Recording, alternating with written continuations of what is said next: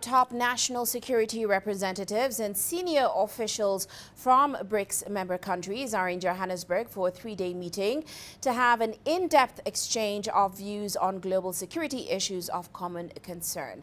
Now, the 13th meeting serves as an important dialogue to coordinate positions and also future expectations on political and security cooperation, and also accelerate preparations for next month's BRICS summit in South Africa.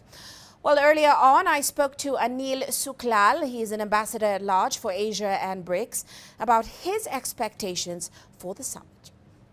It's important, I think, for BRICS leaders to get together to reflect on the current geopolitical challenges we face, the security challenges, the economic challenges, as well as the looking at the global financial challenges. So I think all of these will receive a very focused attention during the course of the summit program.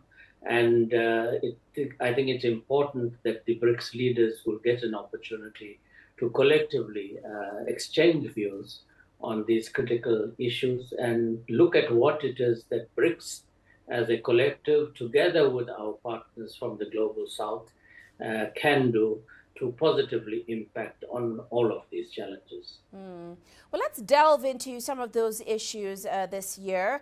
We know on the agenda we expect to see controversial topics such as the proposition of a new gold-backed currency, also a lot of talk around the expansion of the BRICS group. What are some of the key discussions you expect to come to the fore at this year's meeting?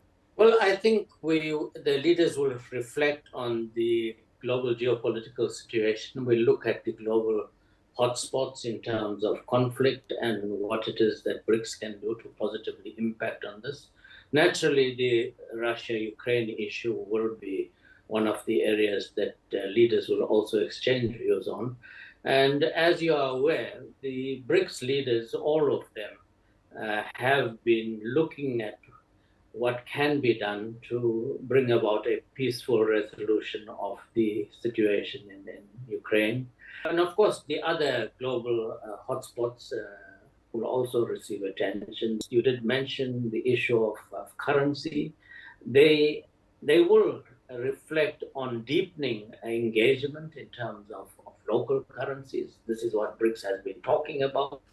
I think it's premature to speak of a BRICS currency. What BRICS has been of local currencies in terms of trade, in terms of investment, in terms of payment settlement, and to have greater financial autonomy and not be dependent on one or two global currencies. Well, let's talk a little bit more about this question around the expansion of BRICS and, of course, which countries might be admitted if BRICS does go ahead with the expansion. With around 40 nations expressing their interest in joining the bloc, what countries stand out for you as likely additions?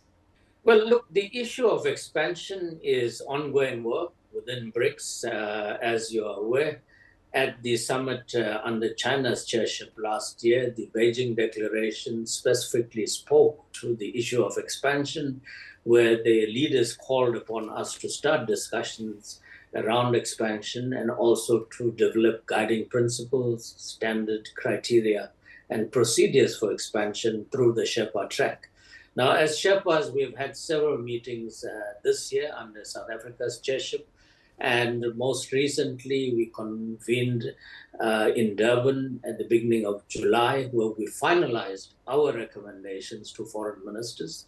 To date, 22 countries have formally approached BRICS leaders to become full members, and an equal number of countries have informally made overtures towards becoming members of the BRICS family.